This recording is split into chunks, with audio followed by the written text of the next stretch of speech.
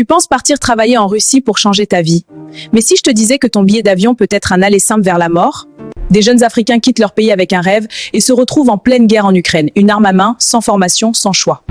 Aujourd'hui, je vais te révéler une vérité que beaucoup refusent de voir. Il y a 4 ans, jour pour jour, la Russie envahissait l'Ukraine. 4 ans de guerre, d'enlisement, d'un conflit qui dépasse largement les frontières européennes. En Afrique, Moscou, comme Kiev, continuent de positionner leurs pions, influence, présence militaire, diplomatie parallèle.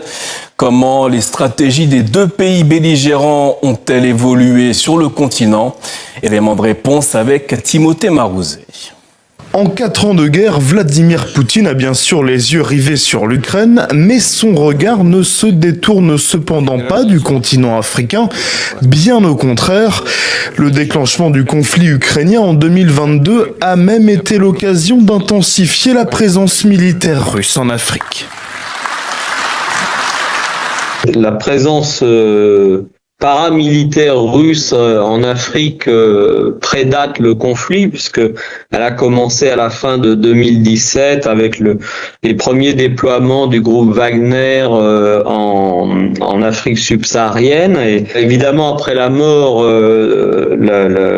plutôt l'assassinat de Prigojine, de son fondateur, c'est le ministère de la Défense russe et en particulier les renseignements militaires russes qui ont repris la main et qui ont maintenant changé le nom de la structure qui s'appelle Africa Corps. À cela s'ajoutent depuis 4 ans des livraisons d'armements lourds en République centrafricaine, au Soudan ou encore en Algérie par exemple, ainsi que des accords de coopération militaire au Sahel. Depuis le début du conflit entre la Russie et l'Ukraine, des témoignages inquiétants émergent. Des promesses de travail, de visas, d'un avenir meilleur. Mais derrière ces promesses se cache une réalité brutale. Certains Africains sont utilisés comme chair à canon. On leur fait croire à un emploi, mais à leur arrivée, ils sont envoyés directement au front, sans préparation, sans retour possible. Imagine, tu quittes ta famille pour réussir, et tu te retrouves au milieu des bombes dans une guerre qui n'est pas la tienne. Si tu penses que ce genre d'information doit être connu de tous, abonne-toi maintenant. Parce que ce que je vais te dire ensuite est encore plus grave. La Russie a également recruté, parfois de force, des citoyens africains pour renforcer les rangs de son armée sur le front en Ukraine. Information révélée il y a quelques jours par le collectif d'investigation All Eyes on Wagner. 1417 Africains auraient été envoyés en Ukraine entre 2023 et mi-2025. Parmi eux, au moins 316 ont trouvé la mort. Les Ukrainiens, de leur côté, sont bien moins établis que les Russes en Afrique. Aucune base militaire, pas de forces armées stationnées au sol non plus. La stratégie s'axe plutôt sur les livraisons d'armes.